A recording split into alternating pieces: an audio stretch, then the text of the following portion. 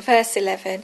Chintam aparameyam cha pralayantam upashiratra kampabhoga parama etavad iti nishita. Obsessed with innumerable cares which would end only with their death, looking upon the gratification of desires as their highest aim, assured that this is all. These desires are such that they have no end until destruction.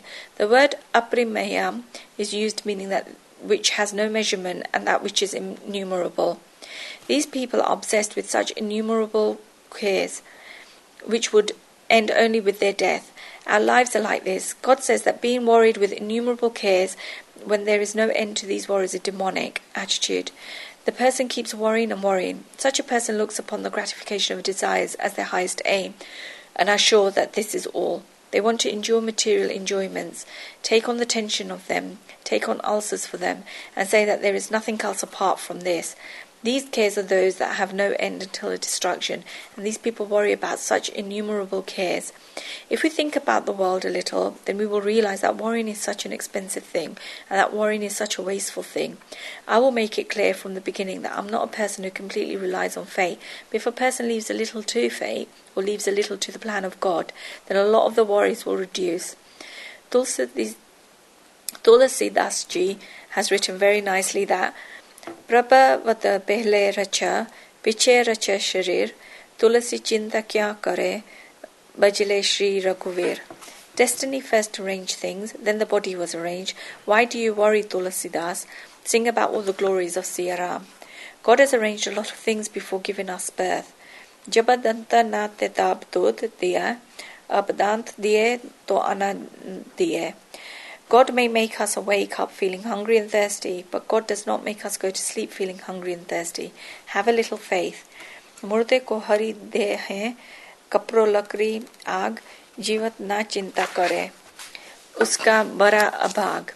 When a person dies, then God gives everyone a coffin, wood and fire. The material body does not do anything, and yet it still gets all of this after coming. Therefore, if a person worries while living there, and who is more unfortunate person than this? God gives us all of this. Asura demons have a lot of worries. Worrying is a demonic characteristic. Why does a person worry? A person worries when they have three main things. The first is that they do not have faith on their own ability, and that is when they worry. Secondly, when they have a constant sense of insecurity, then they worry. When they feel as if they have not done anything, then they get worried. This is because they have not done what they should have done. They therefore worry. And third, the most important thing is that those who do not have faith in God have a lot of worries.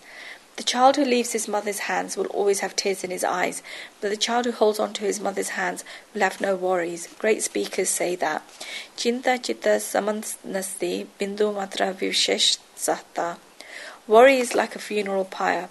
In fact, worry is even worse than a funeral pyre, as the funeral pyre burns our bodies after we die, but worry burns our body whilst we are alive. Worrying is a demonic characteristic. I always give one solution to get rid of worries. I said in the second chapter earlier, and therefore I will not repeat it. I will give only one solution to get rid of worries: introspection. Make a note. Many people have done this, and they have even shown me these notes. They listen to the discourse and begin this. Get a notebook and write on the first page the book of worries. Whatever you are worried about, write it in that book. As soon as you get a worry, sit down with the notepad. At the beginning, the pages will not be enough. As soon as the worry comes into your mind, then write it down. That I am getting this worry, I am getting that worry, I am getting this worry. And then after 10 days or 15 days, when you're doing some introspection, then look back at the previous pages. What was I worrying about 15 days ago? When you look back at the pages 15 days ago, then you will feel that did I worry this much? In reality, this is not worry. This is not worth worrying about. A 20-year-old school is starting his driving lessons and have gone with the car. He has told his mother that he will be back at 8 p.m. and it is 8:30. The mother is getting worried, so she puts it down in the notebook. My son has not yet come. I am worried about it. What could have happened to him? Could he have been involved in an accident? Could he have been caught up by the police? She writes down the time when she gets worried, 8:30 p.m., because when one is in love, then one thinks of the worst things first. The clock keeps ticking, 8:45, 9 p.m., 9:30, etc., and the mother keeps walking around back and forth from the bathroom to the balcony again and again, worrying about what could have happened. The son comes back waving his keys at 10 p.m. His mother asks him where he was, and he says he was just sitting with his friends in a hotel. He was having a party with his friends, but what happened to his mother? He was partying, but look at the state that his mother got into. The worries that the mother wrote earlier on becomes useless at 10 p.m. They were not worth worrying about. I always say that you should keep writing down your worries, then after 2 weeks look back at the pages and see what you were worried about. The ones that were useless, you should just cross out. You will understand that the things that you were worried about were not worth it at all. All worries are like this. The reason for this is that the person who worries cannot do anything to get rid of his worries apart from ruining himself. When you are worrying, then you are not constructively contributing anything to that which you are worrying about. When a person is just worrying, then they are not doing anything apart from ruining themselves. Of course, they can make efforts to solve the problem. For example, if the mother is worried about her son, then she can go out to look for him and find where he must be. Whether he has gone to the garden, whether he's gone to the hotel, if she goes to look for him, then this is fine. But if he just sits down worrying, then she is ruining herself. It is useless. She thinks, what if this happens and what if that happens? In reality, only those people who have nothing to do can worry. An empty mind is a devil's workshop.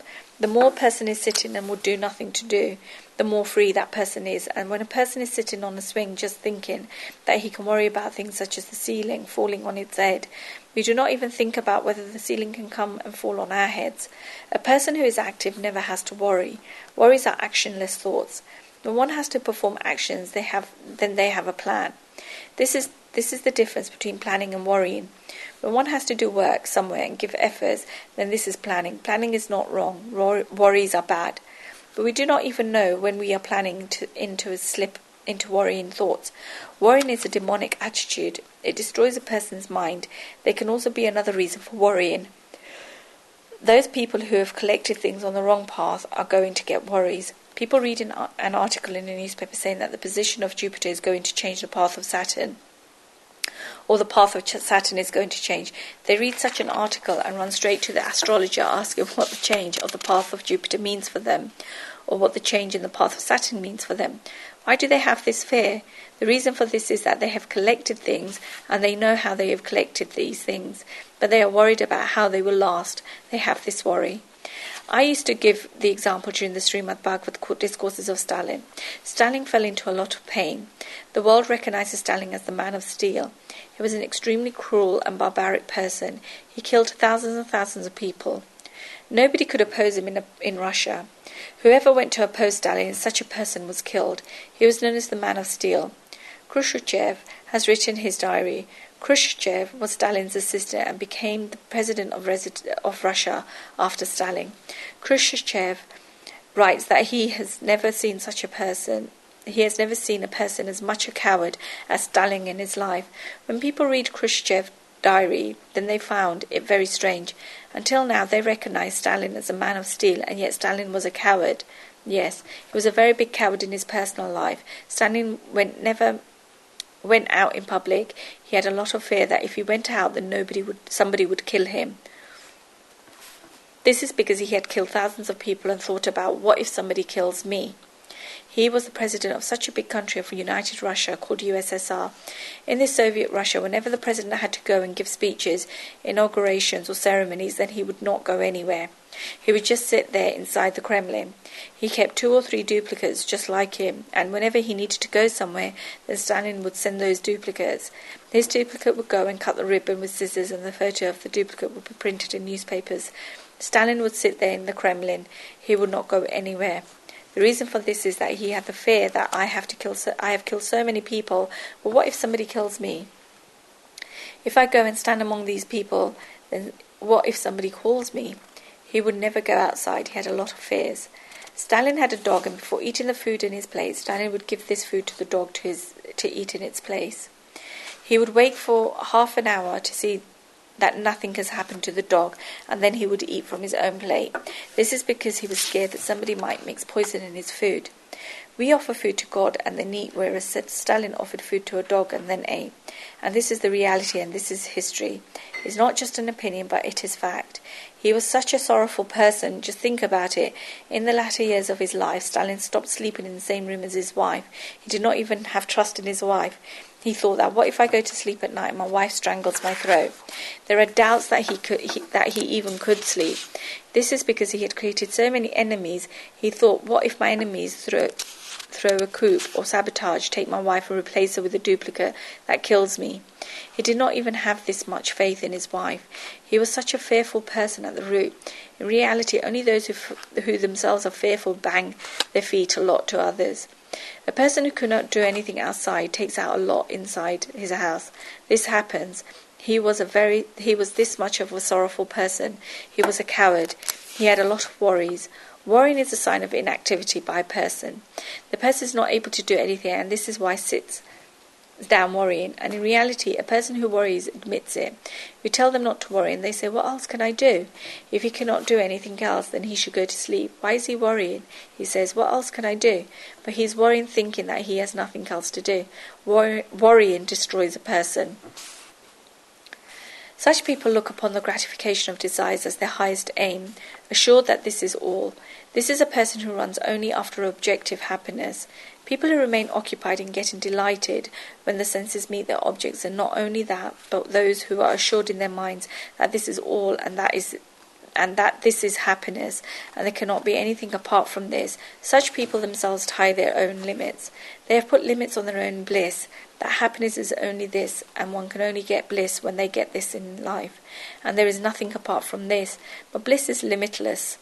Those people stops flapping their wings in the sky of limitless bliss by limiting bliss to material objects and by being assured that this is all. When I was young, then I read a book about faint-heartedness, and I tell people over and over again to read this book. It's called Jonathan Livingston Seagull by Richard Bach. If a person is in faint-heartedness and they cannot understand what they should do, then they should particularly read this book in English called Jonathan Livingston Seagull by Richard Bach. It will give you so much inspiration. I read it for the first time when I was 15 or 20, and it is a reference book in my library even today. If I'm looking for another book and I see this book, then I certainly read 2 or 3 pages of this. It is about flapping one's wings. The majority of people in this world are just in their own nests. They say that just this is mine, and this language keeps changing.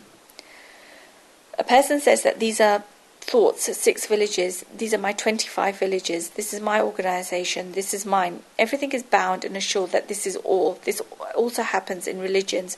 People say that we only use the prayer beads. We only go to these temples, or we only go to these hermitages and cannot do anything else. All of this are demonic attitudes. Sri Krishna says that this in the Gita.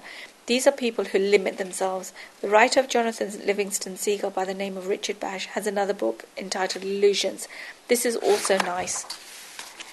In Illusions, Richard Bach says something very nice, that the greatest sin in this life is to limit the is. Do not do this. The reason for this is that the individual soul is a fragment of the Supreme Soul. We have seen this. The individual soul is an internal fragment of the Supreme Soul, and we are joined with God. This God is an inexhaustible source of energy. This energy can never run out, and an unlimited amount of energy keeps coming if we are really using it on the right path.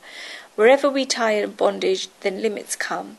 The meaning of this is that we have become that much depleted of this energy, and we have kept ourselves deprived.